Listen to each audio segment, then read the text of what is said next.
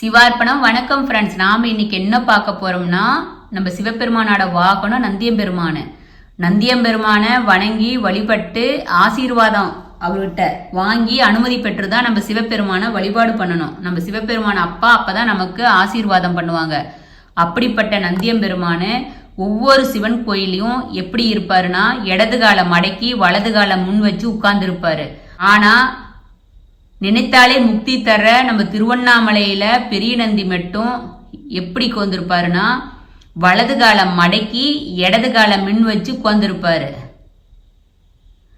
இதுக்கான காரணம் எத்தனை பேத்துக்கு தெரியும் ஃப்ரெண்ட்ஸ்? இது அதிசயமான உண்மை. முகலாயர்கள் ஆட்சி செஞ்ச காலத்துல நம்ம இந்து கோயில்களை ஒவ்வொன்னா அவங்க இடிச்சு செதைச்சாங்க. அதுல இருந்து சாமிய சிலைகளையாகட்டும் பொற்குவிலியாவும் அவங்க திருடிக்கிட்டு போனாங்க. அப்படிதான் நம்ம திரு அண்ணாமலை கோயிலுக்கும் ஒரு பேராபத்து வந்துச்சு. அப்ப நம்ம அண்ணாமலையாரே தன்னோட பக்தனான வீரேகிய முனிவர் மூலியமா அதை எதிர்கொண்டாரு.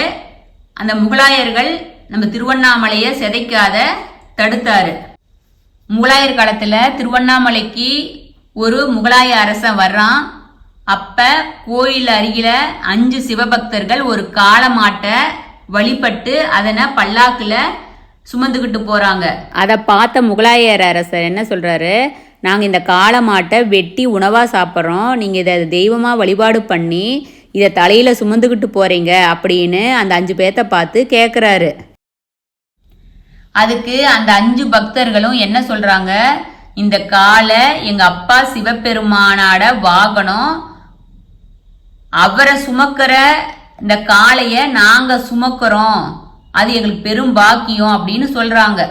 அதற்கு அந்த முகலாய அரசன் என்ன சொல்றான், உன் சிவபெருமானு அண்ணாமலையாரு உண்மையே சக்தியா இருந்துச்சுன்னா இந்த மாட்டை நான் 2 துண்டா வெட்டுறேன், அண்ணாமலையார உயிர் கொடுக்க சொல்லு அப்படின்னு சொல்லிட்டு அந்த 5 சிவபக்தர்களும் எதிர்பார்க்கம் காட்டி டக்குன்னு மாட்டை 2 துண்டா வெட்டி போட்டுறாப்புல அந்த மாடு இறந்து போயிருது. அந்த 5 சிவபக்தர்களும் போய் அண்ணாமலையார்கிட்ட அழுகுறாங்க, இப்படி மாட்டை வெட்டிட்டாங்களே அப்படின்னு சொல்லிட்டு இப்ப என்ன பண்றது அப்படின்னு. அப்ப அண்ணாமலையாரு அசரீரியா வடக்க என்னோட ஆத்ம பக்தன் ஒருவன் நமச்சிவாய மந்திரம் சொல்லிக்கிட்டு இருப்பான், அந்த பக்தனை கூட்டிக்கிட்டு வாங்க அப்படின்னு சொல்றாரு. உடனே அந்த 5 பக்தர்களும் அந்த முகலாய அரசங்கிட்ட நாங்க வர்றோம், மாட்டை உயிர் கொடுக்க வைக்கிறோம் அப்படின்னு சொல்லிட்டு வடக்கே அந்த ஆத்ம பக்தனை தேடிக்கிட்டு போறாங்க. ஒரு இடத்துல நமச்சிவாய மந்திரத்தோட சத்தத்தை கேட்கறாங்க. அங்க போய் பார்த்தா 15 வயசு உள்ள ஒரு சின்ன பாலகன் தான் இருக்கிறாங்க. அவங்க 5 பேத்துக்கும் இந்த சின்னஞ்சிறு பாலகன் பக்தனா நம்ம இறந்து போன காளைக்கு உயிர் கொடுக்க முடியும் அப்படின்னு அவங்க யோசிக்கிறாங்க. அப்ப அந்த சமயத்துல காட்டுல இருந்து ஒரு புலி வந்து அந்த 5 பேத்தையும் தாக்கறதுக்கு வருது. நமச்சிவாய மந்திரத்தை சொல்லி அந்த பாலக அந்த புலிய விரட்டி அடிச்சிடறாப்புல. அந்த 5 பேர்த்துக்கும் அந்த பாலகனோட சக்தி தெரியுது. அந்த பாலகனை கூட்டிக்கிட்டு திருவண்ணாமலை கோயிலுக்கு வர்றாங்க. அந்த பாலகன் அரசனை பார்த்து அந்த மாட்டாட 2 துண்டுகளை நான் இணைச்சு உயிர் கொடுக்கறேன், நீங்க இந்த கோயில் எதுவும் பண்ணாத போயிடணும்னு சொல்லி கேட்கிறாப்புல. அரசன் சரின்னு சொல்றான். அந்த பாலகன் அண்ணாமலையார் கோயில் கருவறைக்கு போய் அப்பாவை வழிபாடு பண்ணிட்டு அஞ்செழுத்து மந்திரத்தை சொல்லி திருநீர் அந்த மாட்டு மேல போடும்போது மாடு உயிரோட எந்திரிச்சுக்குது. அதை பார்த்து அந்த முகலாய அரசனுக்கு நம்பிக்கை வரல. நீ ஏதோ ஒரு சித்து வேலை செஞ்சு இந்த மாட்டுக்கு உயிர் கொடுத்துட்ட அப்படின்னு நம்ப மறுத்துறாப்புல. அதுக்கப்புறம் அந்த முகலாய அரசன் என்ன சொல்றாப்புல, உனக்கு இன்னொரு வாய்ப்பு கொடுக்கறேன், நீ இதுல ஜெயிச்சிட்டீன்னா இந்த கோயிலை நான் ஒன்னும் செய்யாம போயிடுறேன் அப்படின்னு சொல்றான். அதுக்கு அண்ணாமலையார் மேல வச்சிருந்த பக்தியினால நம்பிக்கையினால அந்த பாலகன் சரின்னு ஒத்துக்கிறாப்புல. அடுத்ததோட கண்டிஷனுக்கும் அந்த முகலாய அரசன் என்ன பண்றான், ஒரு தட்டு நிறைய மாமிசத்தை நம்ம அண்ணாமலையாருக்கு படைங்க, அவருக்கு சக்தி இருந்துச்சுன்னா அந்த மாமிசம் பூவா மாறட்டும் அப்படின்னு ஒரு போட்டி வைக்கிறாப்புல. அரசனோட ஆணைப்படி வீரர்கள் என்ன பண்றாங்கன்னா மாமிசத்தை ஒரு தட்டு வழியா கொண்டு வந்து நம்ம அண்ணாமலையாருக்கு முன்னாடி வைக்கிறாங்க. அதே போல அந்த பாலகன் அண்ணாமலையாரை வழிபாடு பண்ணி கும்பிட்டுட்டு நமச்சிவாய மந்திரத்தை சொல்லும் போது அந்த தட்டுல இந்த மாமிசம் அப்படியே பூவா மாறிடுது. அந்த தட்டுல பலவிதமான பூக்களா நிரம்பி வழிஞ்சுது. அதை பார்த்ததையும் அந்த 5 பேரும் பாலகனும் ஓம் நமச்சிவாயா அண்ணாமலையாருக்கு அரோகரா அப்படின்னு மனசார அப்படியே ஆனந்தத்துல திளைக்கிறாங்க, பாட்டு பாடுறாங்க. இந்த முகலாய அரசன் என்ன பண்றாப்ல, இதையும் நம்ப மாட்டேங்கிறாப்ல. நம்பாத, நான் கடைசியா இன்னொரு போட்டி வைக்கிறேன், அந்த போட்டியில நீ ஜெயிச்சீங்கன்னா நானு அண்ணாமலையார் கோயில எதுவும் பண்ணாத விட்டுட்டு போயிடறேன்னு சொல்லிட்டு சொல்றாப்ல. அந்த பாலகன் அண்ணாமலையார் மேல இருக்கிற நம்பிக்கையில சரின்னு மறுபடியும் அடுத்த போட்டிக்கு ஒத்துக்கும் போது அந்த முகலாயர் அரசன் என்ன சொல்றாப்ல, கோவில்ல இருக்கிற பெரிய நந்தியை பார்த்து இந்த உயிரில்லாத நந்தி சிலைக்கு நீ உயிர் கொடுத்து ஒரு காலை மாத்தி உட்கார வைக்கணும்.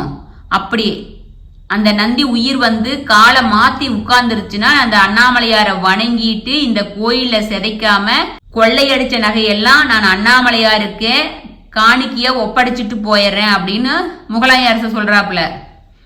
உடனே அந்த பாலகனும் நம்ம அண்ணாமலையாரை வணங்கி நமச்சிவாய மந்திரத்தை கூறுறாப்ல.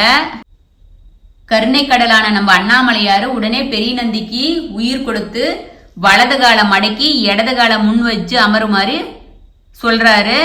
உடனே பெரிய நந்தி அதே போல நம்ம அண்ணாமலையார் சொன்ன மாதிரி காலை மடக்கி உட்கார்றாங்க. அதனாலதான் எல்லா சிவன் கோயிலும் இல்லாத பெரிய நந்தி மட்டும் தனித்தன்மையோட உட்கார்ந்து இருக்கிறாரு. இதுதான் நம்ம அண்ணாமலையார் கோவில்ல பெரிய நந்தி மட்டும் வலது காலை மடைச்சு இடது காலை முன்னு வச்சு உட்கார்ந்து அண்ணாமலையார வணங்குறாரு. இதை பார்த்து அதிசயப்பட்டு முகலாய அரசனும் நம்ம அண்ணாமலையார வழிபாடு பண்ணிட்டு அவர் செஞ்ச தவறுக்கு அண்ணாமலையாருக்கு மன்னிப்பு கேட்டு கோயில சிதைக்காம அவரு கொள்ளையடிச்ச நகையெல்லாம் ஒப்படைச்சிட்டு போயிடுறாரு. அன்னைக்கு நம்ம அண்ணாமலையார் சொல்லி கூட்டிக்கிட்டு வந்த அந்த பாலகன் தான் வீரேகிய முனிவர்.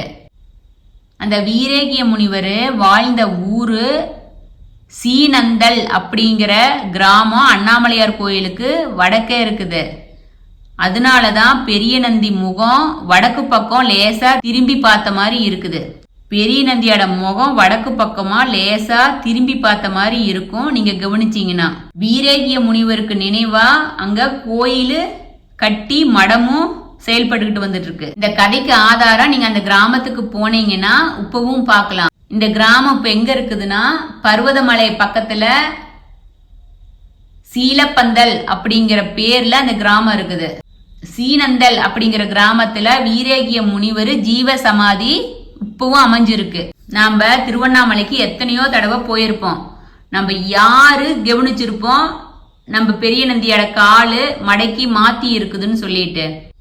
இனிமே போனீங்கன்னா நம்ம பெரிய நந்தியோட காலு எப்படி மடக்கி உட்கார்ந்து இருக்குதுன்னு பாருங்க ஃப்ரெண்ட்ஸ். இதுதான் அந்த புராண கதையில உண்மை சம்பவம்.